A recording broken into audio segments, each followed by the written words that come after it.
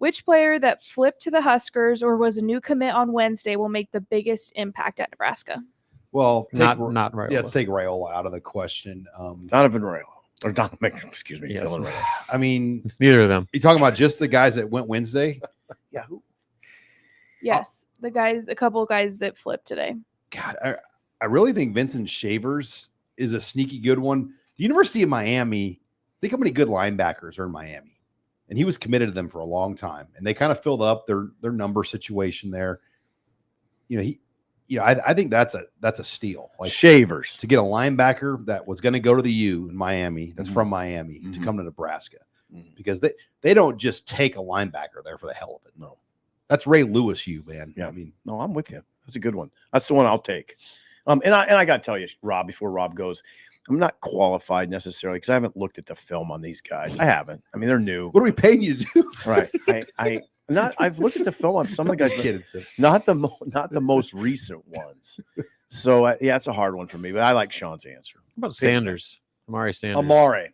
Yeah, another. I mean, they got. Why do you say that, Rob? 3 Miami guys on the final day. Well, just because he's, Rule has talked so much about the versatility, and we've seen guys can play a number of different positions. It seems like he's kind of one of those interchangeable pieces that at some position he's probably going to have a chance to see some opportunity. I mean, with the way that they rotate, I guess when you're narrowing it to those Wednesday flips, why not throw him in there? What do you got next, Abby? Okay. Do you anticipate Nebraska still pursuing a transfer quarterback after signing 2 in this class? No question. I don't think so.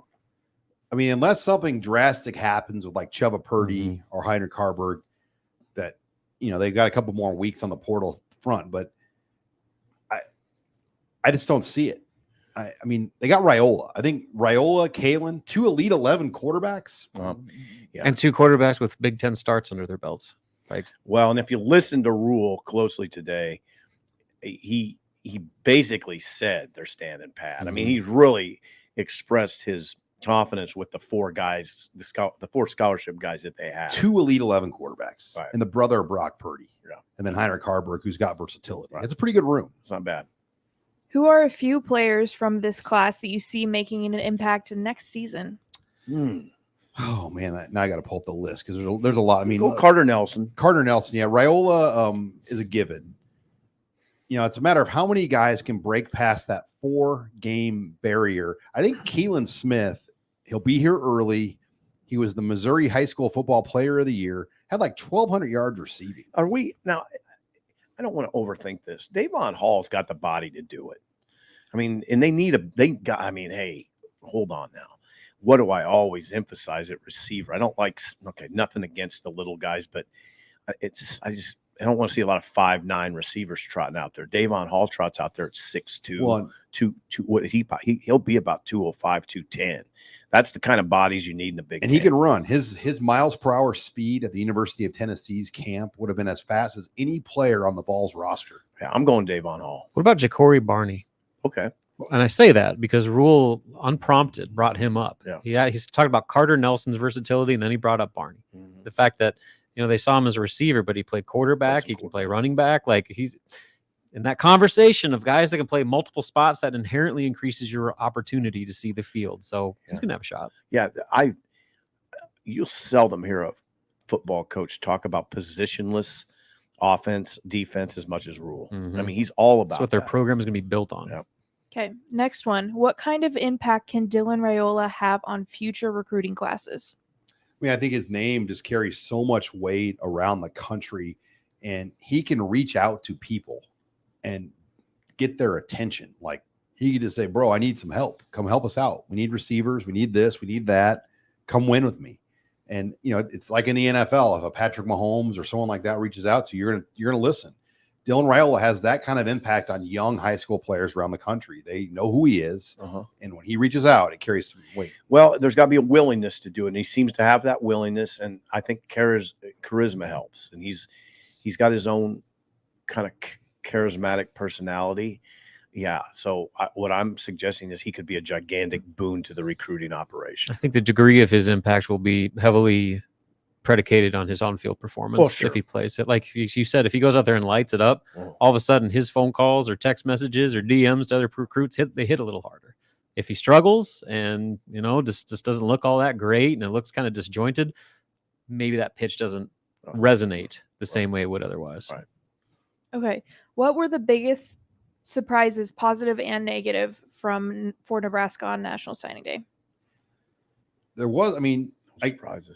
there wasn't a ton of negative. I mean, they made a late push behind the scenes on a few things. Like Wingo, I think they at least got in his ear a little bit. Wingo, the top, one of the top receivers in the country, went to Texas, and he's Missouri bound, Texas bound. Yeah, and again, it goes back. It's hard to flip somebody when they're at the altar about ready to get married. I mean, like, you got to have a little courtship time to do it. And Nebraska didn't have much. No, they got very little court opportunity with the Raiola. Right. A lot of people were asking us that question last week. Can he bring a lot of players with? Can he bring some players with him? And my standard response was just not that much time. You're asking guys to cancel their wedding and set up a new one in less than a week. Right. Hard to do. Hard to do. Especially the really good players who've been through the recruiting process for a long time, for years, multiple years. Yeah, I'd try to say maybe the one disappointing thing for me, and I use disappointing loosely, is that they didn't get that big bona fide, big-bodied number one wide receiver. Okay. That transfer portal guy, like the Fleming type, that is going to be your clear number one. They don't have a clear number one. And he's got the body to be a clear Big Ten number one wide receiver. That's kind of a glaring omission right now on that offense that they still have time to address. And maybe some of these younger guys emerge over the course of the offseason. But as of signing day, the lack of getting that bona fide number one stands out to me. All right, Abby, we have time. One final question. Okay. If you could eat only one meal for the rest of your life, what would it be? First of all, that's a little morbid. I mean, that's like a very deep. Yeah, that's fine. My favorite thing is popcorn altogether, but come on, that's not a meal. That's not going to be your last meal, Sean. I die on the island pretty quick. Should we just do last meal? Last meal, or because like the eating the same meal for the next X amount of years I'm going to be alive doesn't sound all that great. Let's do last meal. Okay, do it. Even more morbid. Do it. Start. I'm going to go a big heaping plate of pasta with. I didn't decide if I want a white sauce or a red sauce. I'll go a white sauce. Go heavy. Go cream. I don't need to worry about calories. Nope. It's my last meal. Go all in. Maybe some sort of like clam linguine. Oh, that sounds pretty good. I'm doing Mahogany Prime Steakhouse in Omaha, and we know a lot of great ones, but locally that's my favorite one. So, give me just one final meal at the Mahogany Prime Steakhouse. That sounds good. And call it a day. Call it a day. Call it a life. Call it a life. Cash the check. It's a little rough. I'm just going chicken burrito. Big chicken burrito. A big chicken burrito. You attempt so hard to create this brand of just suffering that you live.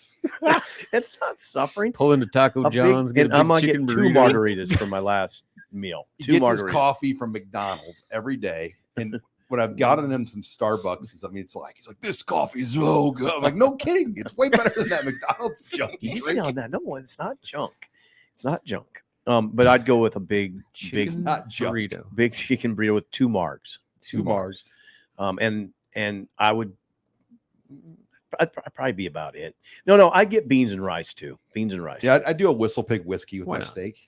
Like a 15-year bottle, not like a good, over the top, like expensive. Yeah, I want like a $70 pour of whiskey. Okay. Abby, where are you gonna do yours? Come on, Abby. I gotta go hot wings. Oh my God. That's my final meal. You're gonna sweat to your death. Where? Wings from where? My dad makes the best hot wings ever. Okay. Does he? So that's definitely gonna be my pick. Boneless? If they're boneless, then they're just chicken nuggets. Ooh, you got that take. You must really want a good Christmas gift from your dad because you're telling him how good his wings are on statewide, worldwide YouTube broadcast. I'll hype it up forever.